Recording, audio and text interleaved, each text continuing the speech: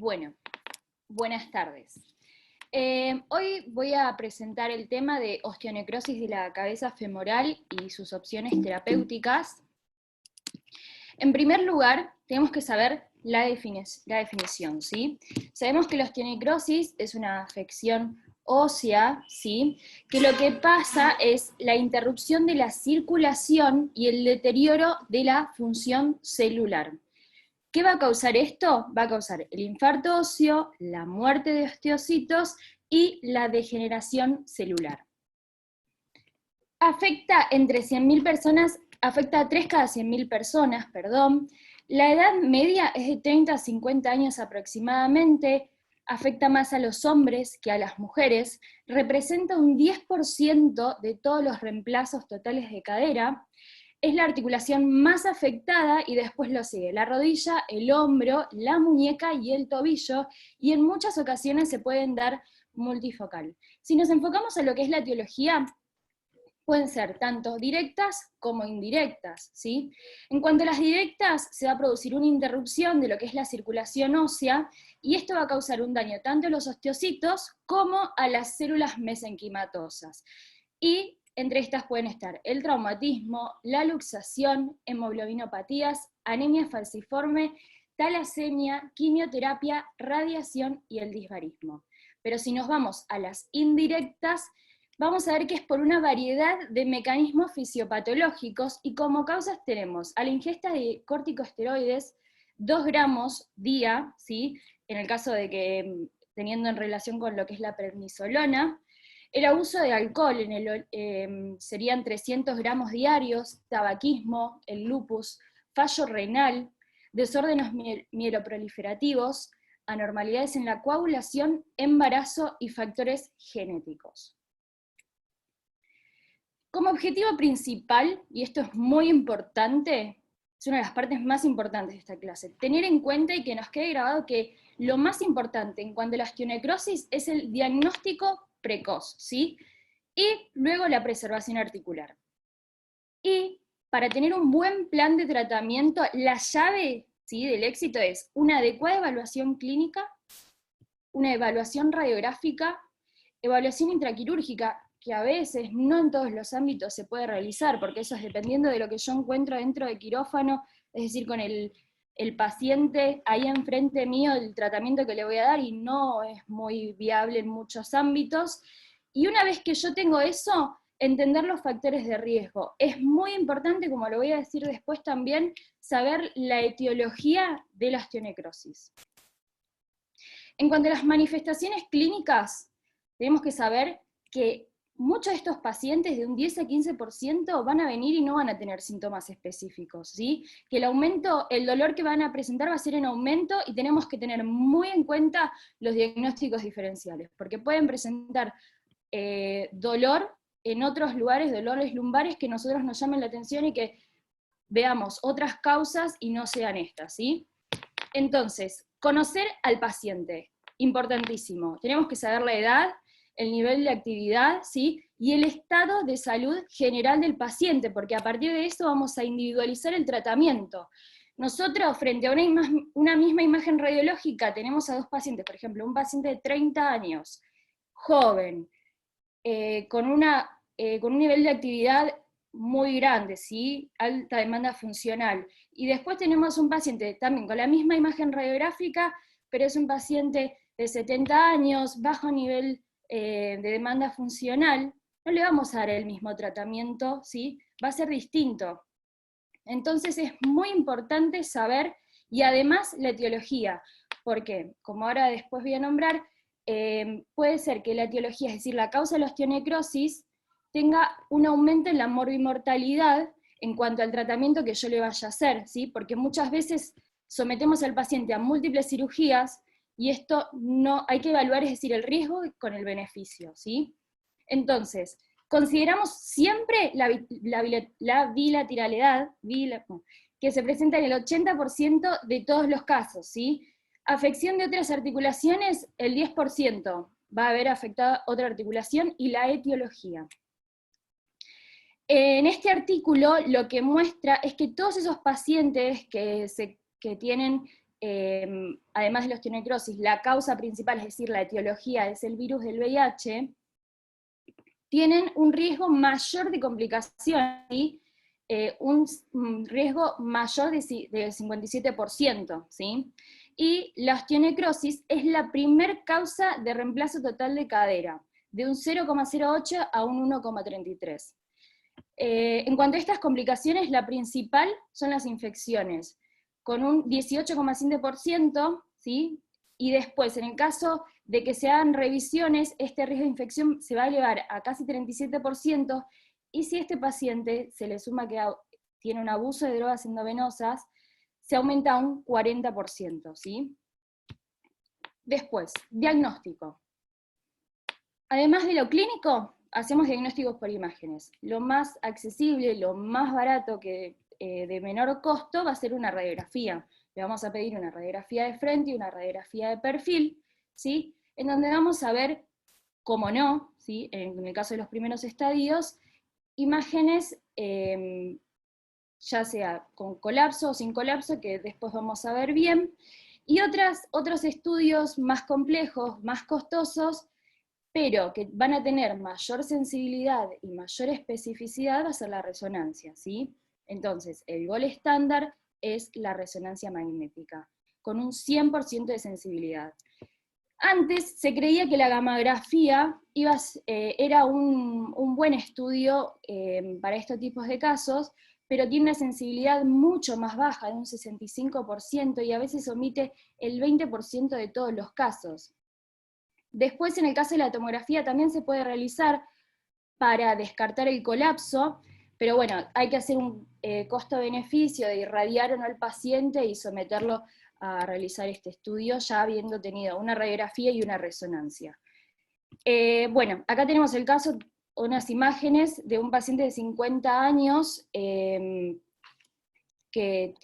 vemos las imágenes tanto en lo que es radiografías como resonancias, ¿sí? Cómo se ven en uno y cómo se ven en otro.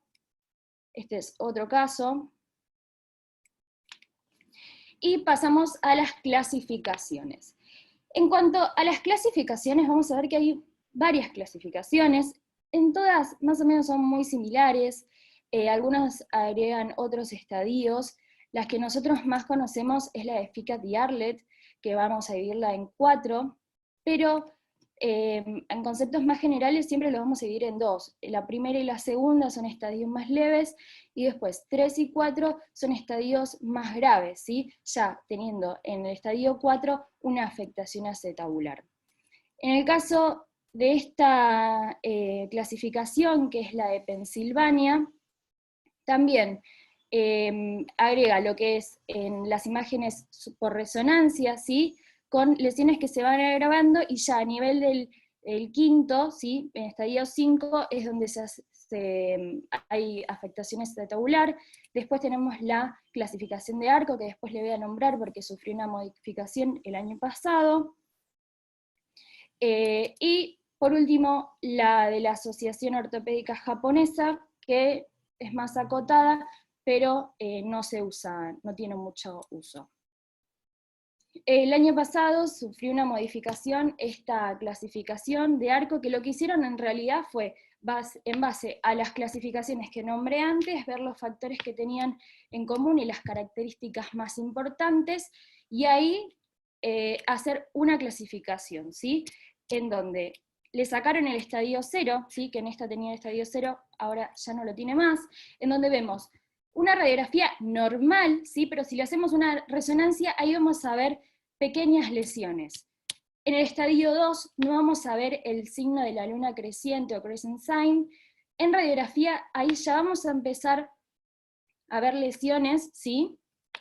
El 3 se va a dividir en 3A y 3B, en donde vamos a ver acá, dependiendo de la depresión, ¿sí? Va a ser 3A en el caso de que la depresión sea menor a 2 milímetros, y 3B en el caso de que la depresión sea mayor a 2 milímetros. Y en el cuarto, lo que vamos a ver, evidencia de osteoartritis, el espacio articular ya va a estar alterado y van a haber cambios en el acetábulo, ¿sí?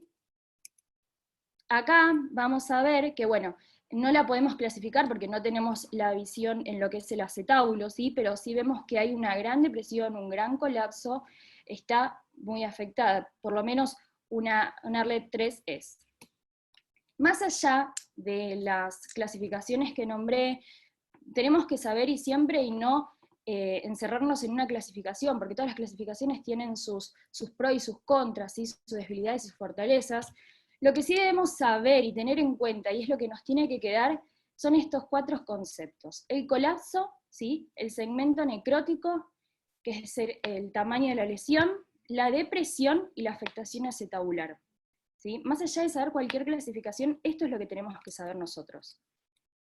En cuanto al pre y el post colapso, ¿qué significa esto? El colapso significa una falla mecánica del hueso, ¿sí? Del hueso necrótico. Esto se va a debilitar y va a formar lo que se llama el signo de la media luna, ¿sí? Que lo vamos a ver como en esta imagen en la radiografía, y acá es donde vamos a entrar en el dilema, si le hacemos un reemplazo o un tratamiento conservador de la articulación, ¿sí? Después, en cuanto al tamaño de la lesión, también es un factor determinante, como todos los otros, y tenemos que también tener en cuenta el edema óseo, porque esto nos va a decir si, porque es un factor negativo, ¿sí? En el caso de que esté presente, pero cuando no está presente, es decir, cuando no es positivo, cuando no está presente el edema óseo, hay un 76% de supervivencia a los 3 años. ¿Cómo vamos a calcular el tamaño de la lesión? Hay un ángulo, el ángulo de Kerbuhl, ¿sí? Que también se llama ángulo necrótico combinado, que en lo que se hace es, primero se marca el centro de la cabeza femoral. Una vez que nosotros marcamos el centro de la cabeza femoral, lo que hacemos es marcar un ángulo en cuanto al todo, toda la superficie de la lesión, tanto en el frente como en el perfil. Hacemos la suma de esos 2 ángulos y vamos a categorizarlo en 3, tanto sea pequeño, mediano o grande. Es pequeño cuando el ángulo es menor a 160, mediano cuando es de 160 a 200, y es grande cuando es mayor a 200 grados, ¿sí? Otra forma de calcular el tamaño de la lesión es en porcentaje, ¿sí? En porcentaje, teniendo en cuenta todo lo que es la cabeza femoral. Si es menor de 15%, es leve, moderado es de 15 a 30%, y severa es mayor a 30, ¿sí? Otra cosa que tenemos que tener en cuenta es la depresión, que también, si es una depresión menor a 2 milímetros es pequeña, de 2 a 4 es mediana, y mayor a 4 es grande, ¿sí? Y por último, el compromiso acetabular. Ya sabemos que cuando está comprometido el acetábulo es el peor panorama que podemos llegar a tener, ¿sí? Pero también tenemos que tener en cuenta que tenemos que fijarnos la cadera contralateral para poder comparar ambos espacios. Ahora vamos a ver lo que es el tratamiento. En cuanto al tratamiento, vamos a tener el tratamiento no quirúrgico, ¿sí? El tratamiento con preservación articular y la artroplastía. El tratamiento conservador, tenemos restricción de carga. En cuanto a los fármacos, tenemos vasodilatadores, anticoagulantes, antilipídicos, bifosfonatos, también el choque extracorpóreo, ¿sí? Campos electromagnéticos pulsados y oxígeno hiperbárico.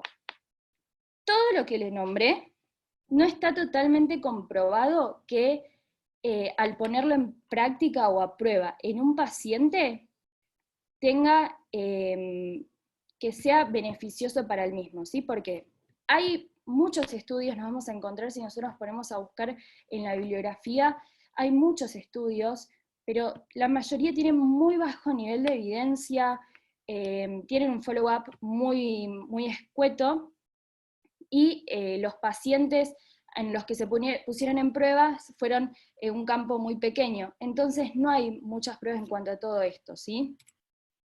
Y después tenemos como otro tratamiento, el tratamiento quirúrgico de preservación de cabeza femoral. Este tipo de tratamiento lo vamos a llevar a cabo en pacientes con precolapso, ¿sí? Porque vamos a llegar a tener algún éxito en el resultado. En cuanto al primer tratamiento que les voy a presentar, es el Core Descompression. Esto lo vamos a usar solamente en cuanto a estadios tempranos. Lo que vamos a hacer es disminuir la presión intraósea de la región necrótica, por eso necesitamos un intensificador de imágenes, en donde nosotros vamos a colocar la trefina en la zona de la lesión y asegurarnos, tanto en un frente como en un perfil, que estemos en el lugar correcto, ¿sí? Y traigo este estudio de revisión, ¿sí? Que es del año 2020, es bastante útil porque nos muestra todos los tipos de tratamientos que hay actualmente para la osteonecrosis, pero la parte que más me resultó útil o llamativa es el concentrado de médula ósea, del aspirado de médula ósea, que se utiliza, ¿sí?, con el Core Descompression. Este artículo cita a otro, que es el artículo de Kang, que se realizó en el año 2018, en el que se tomaron a 106 pacientes, ¿sí?, con un follow-up de 4,3 años, en donde se pusieron a la mitad de los pacientes, se le hicieron un Core Descompression solo, y a la otra mitad un Core Descompression con el aspirado de médula ósea. Lo que vieron es que la conversión a reemplazo total de cadera fue de un 49% versus un 28,3%, con una P de 0,02, ¿sí? Y los resultados fueron mejores en aquellos que sí se le había realizado esta combinación.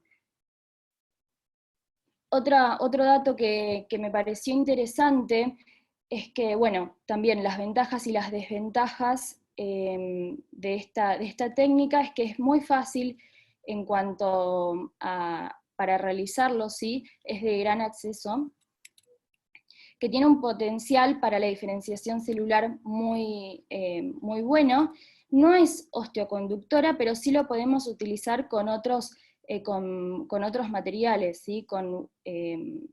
Ya sea hueso autólogo o sí, ¿se ven? Sí, ahí está. Otro tipo de tratamiento es la perforación percutánea, ¿sí? Lo que se realizan mediante un abordaje lateral, una pequeña incisión lateral, son múltiples perforaciones desde la cortical lateral hasta la zona necrótica, ¿sí? Esto se realiza con un Steinman, y el objetivo es reducir la hipertensión intraósea, ¿sí? También lo que necesitamos acá es un intensificador de imágenes y ver tanto en el frente como en el perfil que estemos dentro de la lesión. Otra técnica es el injerto óseo no vascularizado, que también es un procedimiento descompresivo. Se pueden realizar con distintas técnicas. Está la técnica de Femister, ¿sí?, que son descompresiones centrales, la técnica de Light Valve, y la técnica de trapdoor, ¿sí?, que se puede utilizar tanto con aloinjerto, autoinjerto o sustituto óseo. Esto nos va a servir tanto como osteoinductor como osteoconductor, ¿sí?, debido a los injertos que nosotros utilizamos. Las indicaciones de cada uno es la descompresión, ¿sí?, que se haya realizado un core descompresión y que no sea, que haya sido fallido, o FICAT 1 y 2, ¿sí? Pero vamos a encontrar muy malos resultados en aquellas lesiones con un colapso severo, ¿sí?, mayor a 2, o con afectación acetabular o la delaminación del cartílago. Acá le voy a mostrar lo que es la técnica de trapdoor, ¿sí?, que se puede utilizar tanto con un abordaje de Harding o con un abordaje de Smith-Petersen bajo una luxación controlada. Lo que se hace es realizar un fresado, ¿sí?, en la cabeza femoral, en la zona donde está la lesión, y ahí poner el injerto, ¿sí? Y volver a cerrar, y acá vemos cómo se le realiza la sutura. Y por otro lado tenemos la técnica del Light Valve, ¿sí? En este tipo también se realizan los mismos abordajes, pero la diferencia es que se realiza una ventana. Esta ventana se realiza en el cuello, ¿sí? En el límite entre el cuello y la cabeza femoral. Y a partir de ahí es donde nosotros le vamos a poner el injerto que hayamos seleccionado previamente. Acá vemos unas imágenes, ¿sí?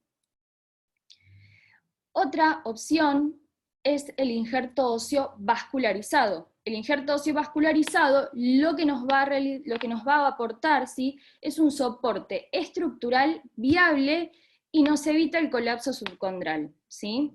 Lo que hace es tiene un potencial osteogénico y un suministro mejorado de sangre. Lo vamos a utilizar en FICAT 1, 2 y 3, obviamente que cuando ya tenemos un FICAT 3, las probabilidades del éxito van a ser muchos menores y se puede utilizar tanto sea un injerto de peroné como un injerto de cresta ilíaca. Y vamos a tener malos resultados, como dije antes, ya cuando tengo una afectación mayor al 50% o un colapso mayor a 2 milímetros. En cuanto a las osteotomías, el objetivo es extraer, es decir, esa zona necrótica que yo ya estudié previamente, es rotarla, ¿sí? Es decir, yo tengo que saber dónde está la zona necrótica para realizar la rotación y cambiar a un área en donde no haya lesión para para rotar la zona de carga, ¿sí? Los tipos de osteotomías que yo voy a realizar son las intertrocantéricas o las transtrocantéricas. Las intertrocantéricas son en el plano coronal y las otras son las rotacionales. Se pueden utilizar también técnicas combinadas, pero el problema de esto es que tienen una técnica que es muy demandante, ¿sí? Puede haber fallas en la fijación, porque yo para realizar esto tengo que utilizar un material de osteosíntesis, me puede causar pseudoartrosis, y después también tengo que tener en cuenta de que probablemente este tratamiento sea un éxito, pero también tengo que pensar que no, ¿sí? Y que muchos de estos pacientes van a terminar en un reemplazo. Por ende, eso significa que yo al material de osteosíntesis que le coloqué al realizar la osteotomía, después lo tengo que retirar, ¿sí? Y a su vez, tengo que tener en cuenta que no solamente lo tengo que retirar, sino que también puedo llegar a tener pérdida de stock óseo. Entonces, eso no va a ser beneficioso para el paciente. Acá hay un estudio, ¿sí?, en donde se ve que a los 10 años estos tienen un éxito de 88% y a los 20 es un 79%. Esta es la técnica de una osteotomía varizante, ¿sí? Bueno, esta es la clasificación de la que les había mostrado previamente de la Asociación Japonesa, y muestra cómo se realiza la osteotomía. En el caso de esta osteotomía, un beneficio es que no hay gran pérdida de longitud, que eso es muy importante también, porque antes se realizaban osteotomías en donde habían más pérdidas de lo que es la longitud del miembro, y ahí ya está con el material de osteosíntesis colocado, ¿sí? Otro tipo de terapéutica ya es la artroplastía. Esto voy a optar ya en estadios más tardíos, ¿sí? Y las opciones son la hemiartroplastía, la artroplastía de superficie, el reemplazo total y la artroplastía con tallo corto. En cuanto a la hemiartroplastía, antes se pensaba de que era una buena alternativa, porque yo preservaba al acetábulo, ¿sí? Pero después se vio que no es una buena opción terapéutica, y más porque muchos de estos pacientes son pacientes jóvenes y con alta demanda funcional. Y bueno, los beneficios son que, bueno, son menos invasivos, bajo riesgo de luxación, preservación de estoque óseo acetabular, pero son más los riesgos, porque produce osteólisis acetabular, migración de implantes, condrólisis, dolor en la ingle y malos resultados funcionales. Entonces ya no es la mejor opción terapéutica que uno puede llegar a tener, ¿sí? En cuanto a la hemiartroplastía de superficie, tampoco, es muy limitado el uso, ¿sí? Porque produce erosión acetabular, dolor en la ingle y el fracaso acumulativo es de 32% a los 4,5 años, ¿sí? Porque se lleva a una conversión a una artroplastía, ¿sí? Estas son imágenes de una hemiartroplastía de superficie. Y en cuanto a la artroplastía de superficie, las indicaciones son FICAT 3 y 4, es decir, severos, pacientes jóvenes con alta demanda funcional. Y se encontró como beneficio que tiene un alivio del dolor, una buena función y calidad de vida, reducir el riesgo de luxación, la preservación del stock óseo, que eso es muy importante, mantener el estrés fisiológico en el fémur proximal y que puede requerir una revisión menos desafiante técnicamente en algún futuro. Y se evidenciaron mejores resultados en pacientes hombres menores de 55 años con tamaños de cabeza de mayor a 50 milímetros y en ángulos de inclinación de copa mayor a 55 grados. Pero el problema está, o la dicotomía está, en realizar o no el debridamiento. Acá traje dos artículos en el que uno está a favor de realizar el debridamiento y el otro no, ¿sí? En donde uno mantiene que se debe realizar el debridamiento del todo tejido necrótico hasta ver hueso reactivo, ¿sí? Para ahí recién colocar el implante, porque ese hueso que es muerto, que no es reactivo, lo que provoca es un menos soporte estructural, ¿sí? Porque se revasculariza ese hueso necrótico y puede llegar a provocar la pérdida del soporte y el colapso de la cabeza. En cambio, el otro defiende realizar un debridamiento mínimo, ¿sí? Del tejido necrótico, del tejido fibroso, ¿sí? Algunos desechos, para evitar esa pérdida del tejido del stock óseo. Porque sostiene que el hueso muerto permanece mecánicamente fuerte, ¿sí? Y ahí recién colocar el implante. Después es muy importante saber cómo colocar, cómo realizar la cementación, ¿sí? Porque se deben realizar orificios, perforaciones de 10 a 12 perforaciones de 3 milímetros, porque lo que hace esto es aumentar el área de superficie para realizar la fijación del cemento y así una distribución más uniforme, y que el manto de cemento sea de 2 a 3 milímetros. Y algo muy importante es disminuir el riesgo de necrosis térmica, ¿sí? Hay que evitar la penetración excesiva del cemento y, mientras que se realiza la cementación, hacer un riego continuo, ¿sí? Acá vemos en la imagen de cómo realizan las perforaciones, pero también tiene sus efectos adversos, ¿sí? En lo que se evidenció que hay un aflojamiento del componente acetabular, impacto del componente acetabular, fracturas o estrechamiento del cuello, niveles elevados de iones por el debris, desgaste por la mala alineación de la copa, la hipersensibilidad del metal y reacciones adversas en las partes blandas, también provocado por el debris. Y por último, el reemplazo total de cadera, ¿sí? Las indicaciones son variables, ¿sí? Porque pueden realizarse con o sin colapso en una lesión significativa o con una delaminación del cartílago. Y acá estamos en realizar con una prótesis cementada o una prótesis no cementada. Eso lo vamos a ver también dependiendo del stock óseo del paciente, y también debemos saber que, por ejemplo, en la anemia falciforme, la calidad ósea no es muy buena, no es adecuada para colocar una prótesis no cementada, ¿sí? Entonces, en estos casos, vamos a optar por una prótesis cementada, ¿sí?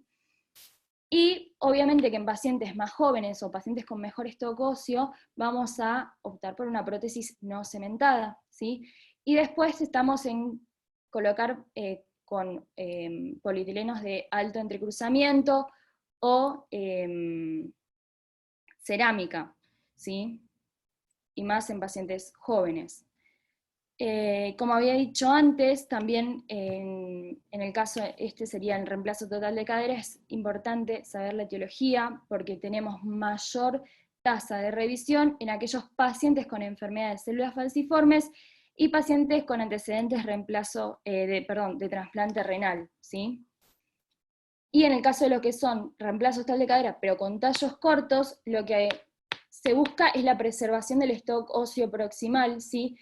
y se refiere que hay menos o se disminuye el dolor en el muslo, y tenemos que saber que, bueno, en este caso se puede utilizar con técnicas menos invasivas, ¿sí? En el caso del abordaje, pero eso es también dependiendo del cirujano, si hace abordajes más o menos pequeños.